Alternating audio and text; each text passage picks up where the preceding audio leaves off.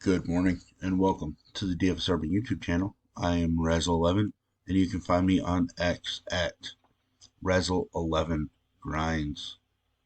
I'm going to take a look at some pitching for today, April 1st.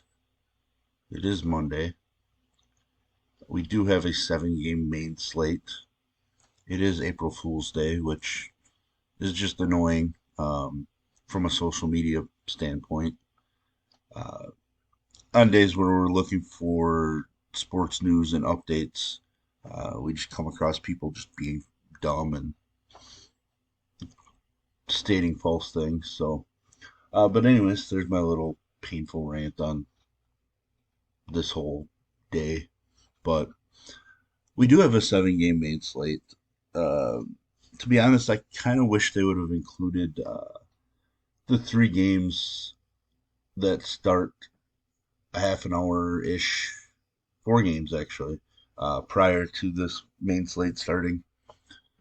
Not that I really love, 11-game slates or anything, but there's a couple solid spots in those games,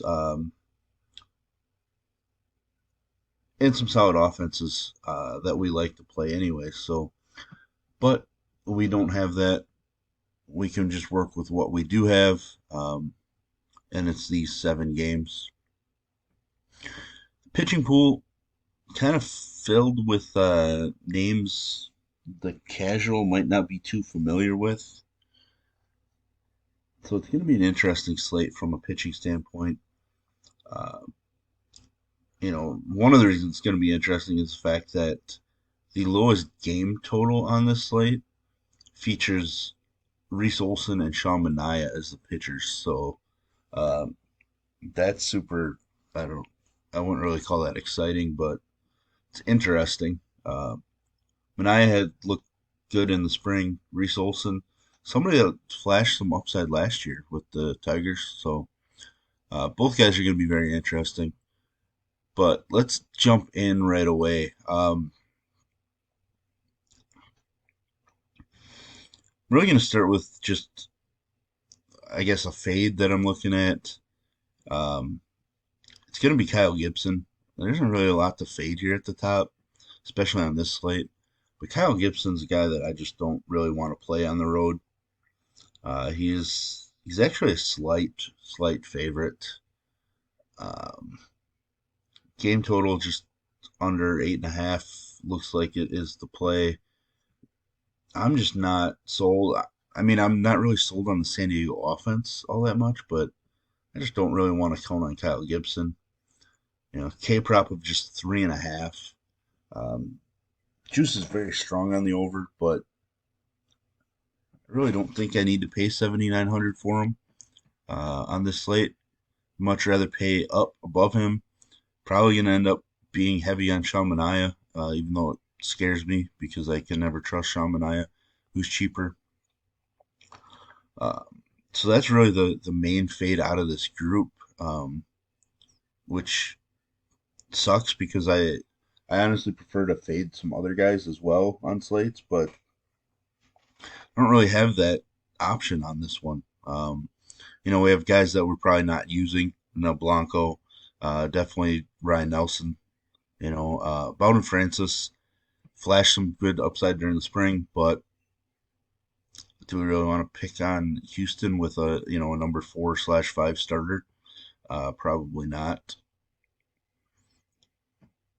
We're not going to use Keaton Winn against the Dodgers. So some of these guys just kind of eliminate themselves, without us having to decide if we're going to play or fade them. Uh, but we can talk about a couple of my favorite options on the slate. Number one is going to be Tristan McKenzie. If this guy could ever stay healthy, that would be a great thing. K prop of 6.5 on the slate is the highest. Um, he is a slight road favorite at minus 115. Game total 8. Juice on the under, not too strongly, so I'm going to guess it stays at 8.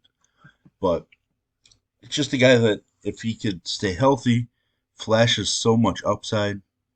Dealt with so many injuries last year, made his debut in June and dropped a 30 fantasy point performance. Came back, struggled, went back on the IL, just struggled, the rest of the year. I believe in his upside. I'm super invested in him best ball wise. So, maybe I'm just doubling down. I'm not sure. But at 9K, there's just a ton of K upside with McKenzie. So I feel like we just have to play him. Uh, and I'm definitely going to use Paxton as well. Um, Huge favorite at home, minus 218 right now, which is pretty strong betting favorite. Might actually be the largest favorite on the slate. Um, yeah, it's considerably the largest. Um, Tanner Houck is the second largest at minus 142. So that kind of tells you a little bit. Paxton's K prop at 5.5. It's not too bad at all. Juice is definitely on the under, but there is K upside in the spot. So I'm going to be interested a bit in Paxton. Um, mostly because I feel like his first handful of starts each year are really, really strong before he either hits a wall or he just gets injured again. Uh, Very injury prone, obviously. We see last year, first couple starts with Boston, strong. Actually, 5 of the first 6 were 21 plus DK points. 6 of the first 7, actually. So he comes out the gate strong. Uh, it's just once innings start racking up, his body falls apart or whatever. Uh, but I think the Dodgers kind of knew that. They kind of needed a bridge guy for when Walker Buehler was going to be set to return, uh, Clayton Kershaw, etc. So uh, I really like him in the spot. Massive favorite. I think he's definitely viable. Uh, and I do think Tanner Houck is extremely valuable as well. He's a slight underdog. Oh, wait. I was looking at his K prop. K prop of 5.5. Strong on the over. So, but Houck, like I mentioned, is the minus 142 favorite. So he is going to be fairly popular, I would assume, on this slate. Another guy I am considering, I'm going to bounce down here, is going to be Joe Boyle.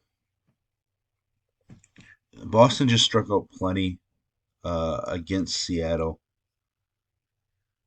It is a good ballpark for pitchers. Not really great for strikeouts, but it is good for pitching in general.